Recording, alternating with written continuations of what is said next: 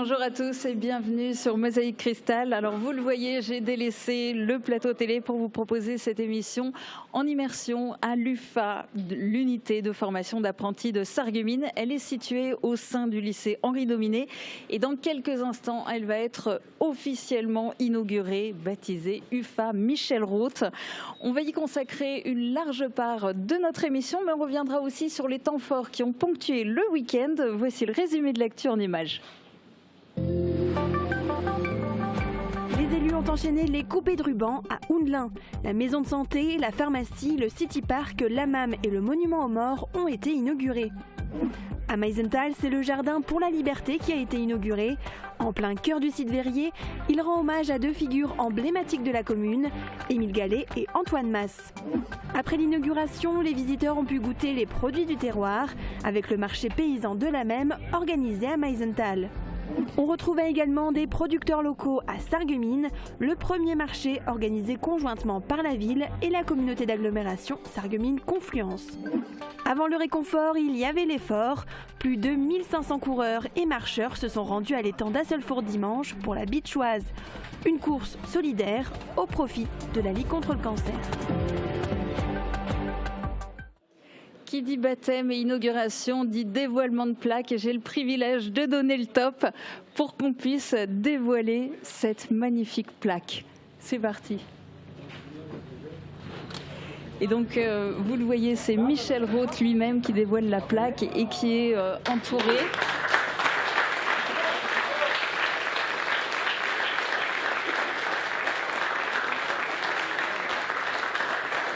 Alors il y avait Éline Léonard qui est en terminale Bac Pro métier du commerce et de la vente et Thibaut Stroh BP art de la cuisine. C'était aussi pour mettre les apprentis à l'honneur et pas seulement ceux qui sont en cuisine puisqu'ici il y a toutes les formations. Alors c'était un peu compliqué de solliciter le héros du jour en direct. Alors j'ai un peu triché en prenant de l'avance ce matin.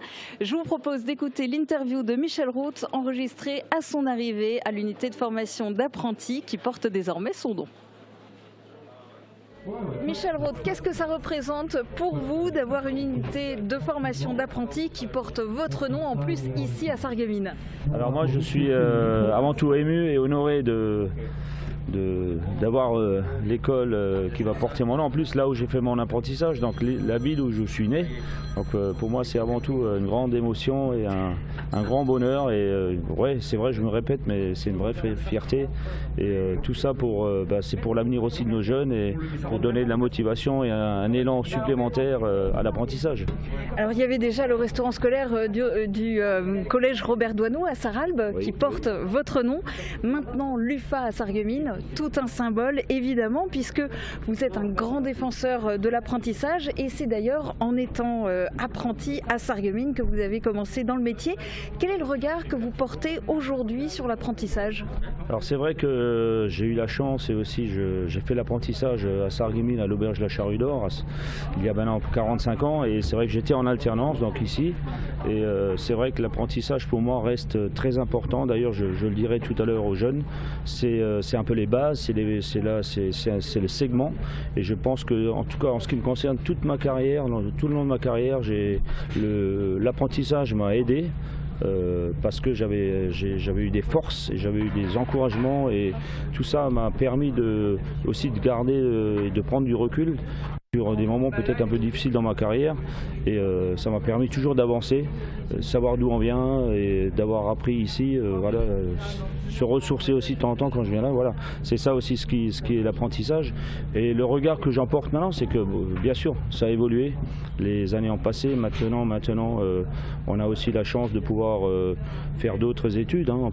À l'époque on faisait un CAP, un BEP, maintenant on peut faire des masters, on peut faire des BTS, etc., des bacs. Et je crois qu'il y a beaucoup de débouchés dans nos métiers et je pense que l'apprentissage reste très important.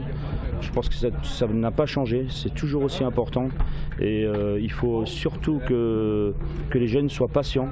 Il faut savoir apprécier chaque moment et même dans les moments plus compliqués, il faut savoir les positiver. Je crois que c'est ça, c'est parce que derrière ça il y a des débouchés énormes, il y a des beaux métiers et on peut bien gagner sa vie aussi dans les métiers de la restauration et de l'artisanat. Et donc voilà, on peut être fier, quoi. Voilà.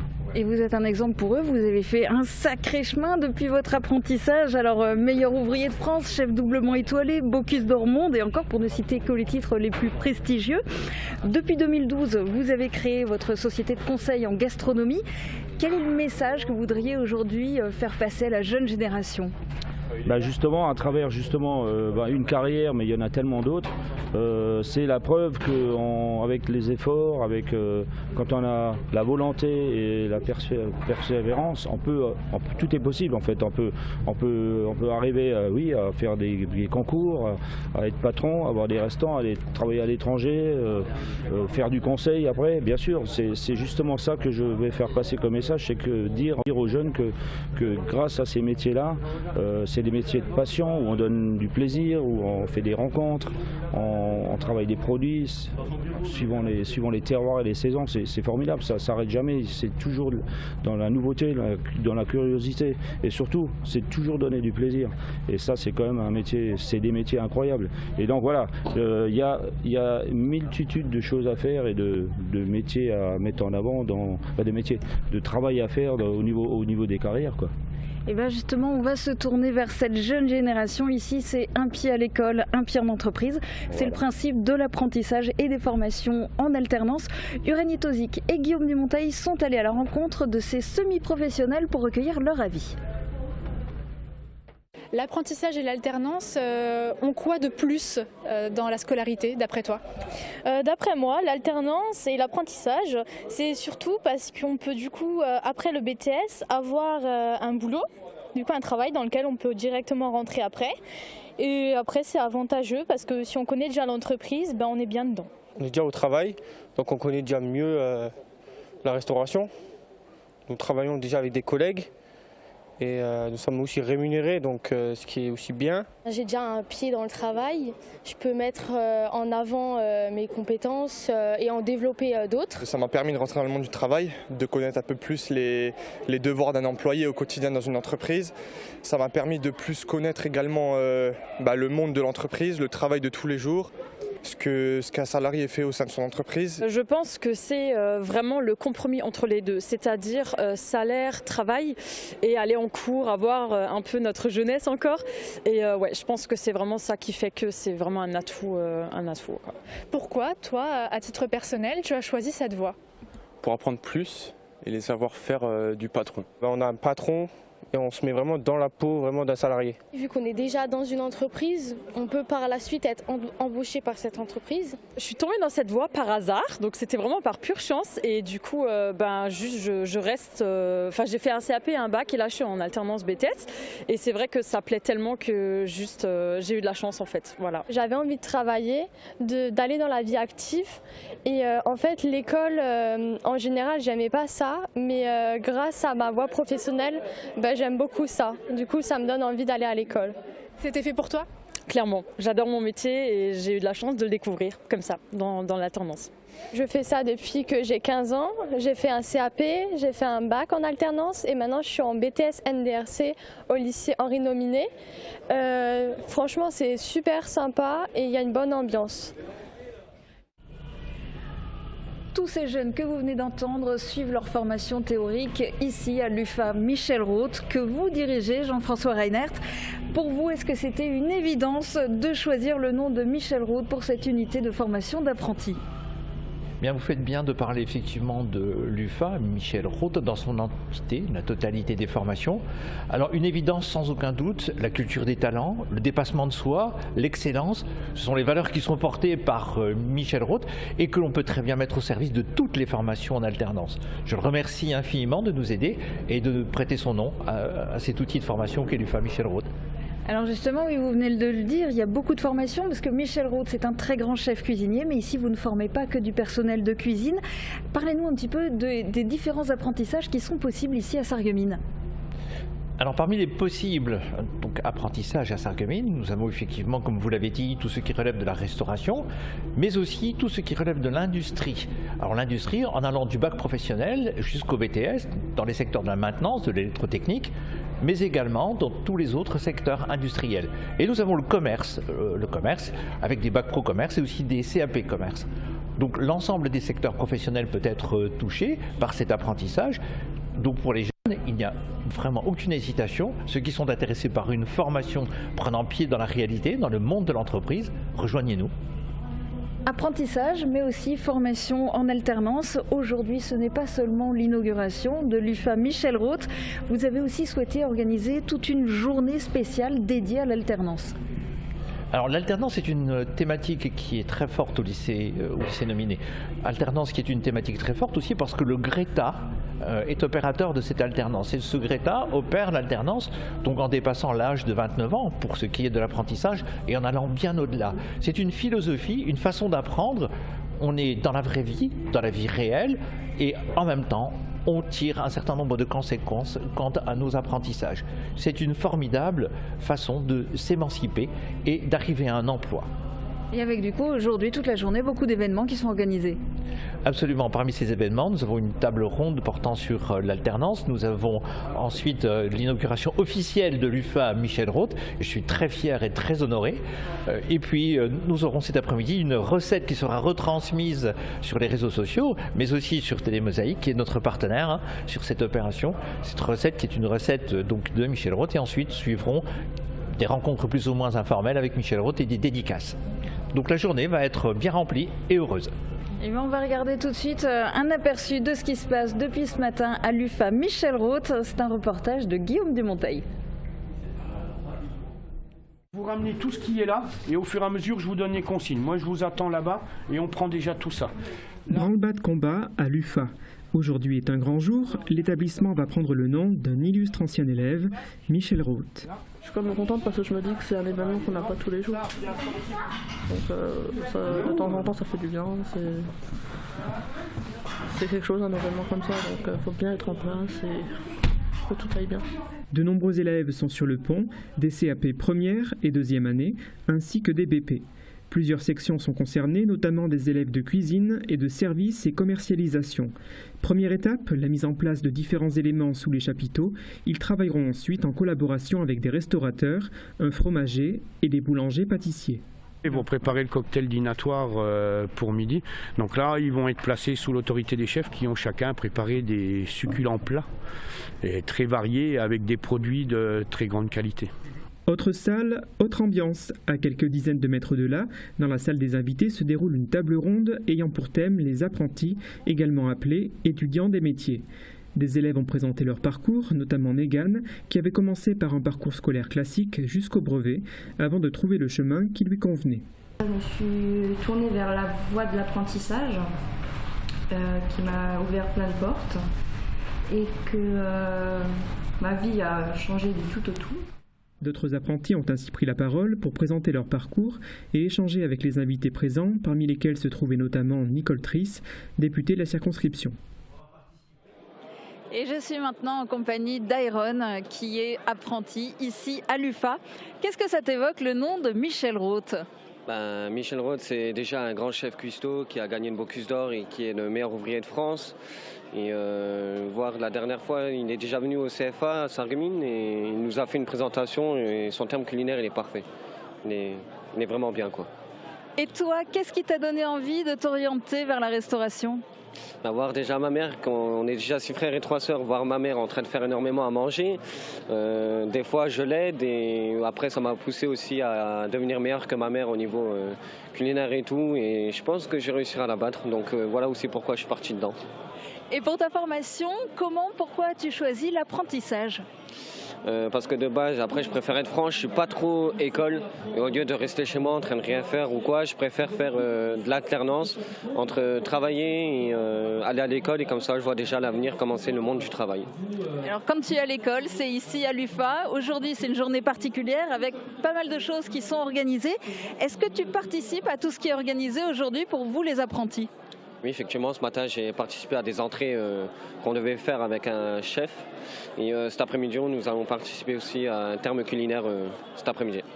Et oui, et cette démonstration culinaire avec Michel Roth, ça sera vers 14h30 et c'est diffusé en direct sur la chaîne YouTube et la page Facebook du lycée Henri Dominé. Ce sera aussi diffusé sur Mosaïque Cristal, mais il vous faudra patienter jusqu'au 1er novembre. Dans un instant, on revient sur l'actu du week-end. Ce sera juste après les prévisions de Météo France pour demain.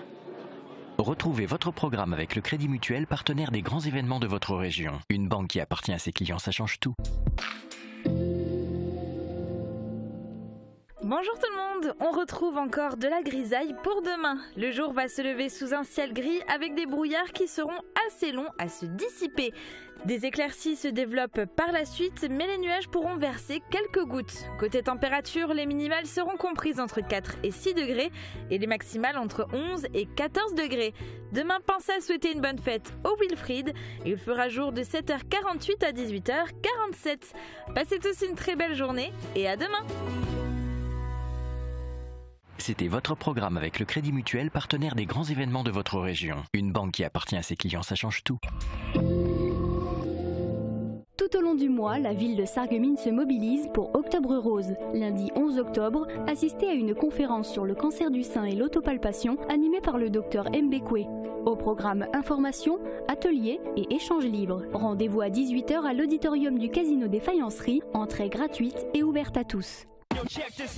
Pour la carrosserie, la mécanique et le diagnostic des véhicules Renault, Dacia et autres marques, ainsi que pour l'achat et la pose de vos pneus, et pour le dépannage 7 jours sur 7 et 24 heures sur 24. Les garages Schwind à Sarreguemines et Rohrbach sont à votre service depuis 1971. L'unité de formation d'apprentis Henri Nominé devient l'unité de formation d'apprentis Michel Roth. Le nouvel UFA Michel Roth, des formations professionnelles par apprentissage dans la restauration, le commerce, l'industrie et les métiers du bâtiment. Une formation, un job, un salaire.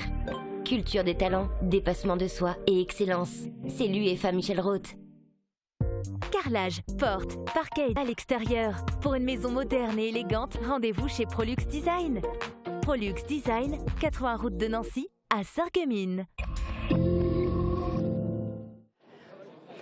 On commence l'actu avec un jour très particulier pour la commune de Houndelin. La municipalité a procédé à plusieurs inaugurations en présence de nombreux élus et administrés.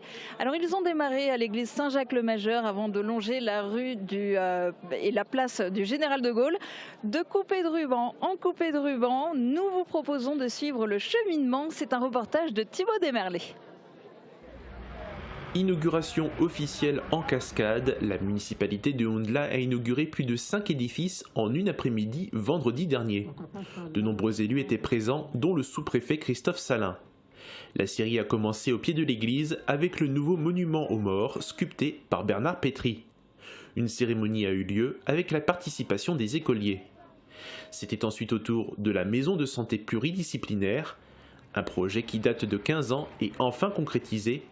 La structure rassemble un pôle formateur et une dizaine de professionnels de la santé. Il y a de moins en moins de médecins aux alentours. Ils sont tous regroupés sur cette MSP, donc c'est que du positif. On est content. D'ailleurs, on avait 2 médecins, maintenant on en a 3 et probablement un 4e très prochainement. Donc on peut être fier, oui, on peut être fier du résultat. Juste à côté se trouve la pharmacie. Elle existe depuis 1966 et son équipe a emménagé dans ses nouveaux locaux cette année. À la place de l'ancienne piscine, l'équipe municipale a fait bâtir un city park et une aire de jeu pour les jeunes. Après le coupé du ruban, les élus se sont essayés à quelques tirs sur le terrain. La nouvelle maison d'assistants maternels a clôturé la série. Elle accueillera une quinzaine d'enfants et ouvrira ses portes ce mardi. L'ensemble des projets a été financé par l'État, la région, le département, la Casques et la commune pour un total de plus de 2 millions d'euros. Autre lieu, autre cérémonie, direction maintenant Meisenthal où s'est tenue l'inauguration d'un tout nouvel espace. Le Jardin pour la Liberté a été officiellement inauguré en présence des élus locaux mais aussi du président du département Patrick Weiten. Et c'est un reportage de Morane Grandcola.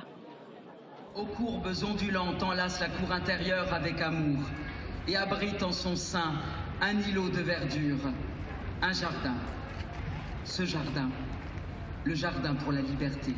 C'est une fierté pour le pays de Bitche. Le Jardin pour la Liberté a été inauguré ce dimanche matin, en plein cœur du site verrier de Meisenthal. En plus de l'aspect esthétique du lieu, le Jardin pour la Liberté a surtout été aménagé pour rendre hommage à 2 figures emblématiques de la commune. Et ce jardin, c'est l'engagement d'un territoire à se souvenir d'Émile Gallet, qui a permis à la verrerie de Meisenthal de pouvoir être reconnue aujourd'hui comme berceau de l'art nouveau. Et puis, c'est aussi ce souvenir et cette reconnaissance à l'égard d'un ancien directeur de la verrerie de Meisenthal, Antoine Mas, qui a racheté en 1936 cette verrerie. On a été le directeur jusqu'en 1961, a permis cette formidable épopée et puis surtout a permis à 1 millier de prisonniers de pouvoir éviter évidemment la déportation avec ce que nous connaissons par la suite. Cette inauguration s'est tenue en présence des élus, notamment le président du département de la Moselle, Patrick Weiten, qui souligne l'importance du devoir de mémoire. Pour nous, c'est ce symbole à la fois de notre histoire et de l'avenir économique, de l'avenir touristique, de l'avenir en matière d'attractivité. Je crois que ça va donner un coup un élan fantastique pour le Beacherland, pour notre territoire de la Moselle-Est et pour la Moselle au cœur de la grande région. Plus qu'un simple aménagement paysager, le Jardin pour la Liberté est avant tout un témoignage de respect envers 2 hommes d'exception qui se sont battus pour la liberté. Et en parallèle de cette inauguration, l'association Mosellane d'économie montagnarde en a profité pour organiser un nouveau marché paysan. Reportage. Un marché sous le soleil pour L'association Mosellane d'économie montagnarde a organisé un nouveau marché paysan au cœur du site verrier de Meisenthal ce dimanche, le premier dans la commune. C'est la première fois ici sur Meisenthal, effectivement. La même a vocation à organiser un certain nombre de marchés avec un rayonnement départemental. Et je crois que ce marché, qui historiquement était organisé sur divers lieux partout en Moselle et sur le territoire de Sarreguemines-Bitche, a trouvé évidemment aujourd'hui, je crois, à la fois son écrin, a trouvé son public et puis a pu mettre en valeur évidemment de magnifiques produits aujourd'hui sur un magnifique site qui est le site de Meisenthal. Des produits du terroir, des artisans locaux et une ambiance musicale, c'est la recette secrète de l'association pour un marché réussi. Et avec le beau temps, les visiteurs sont venus en nombre, dont le président du département de la Moselle, Patrick Weiten. De nombreuses animations se sont tenues tout au long de la journée.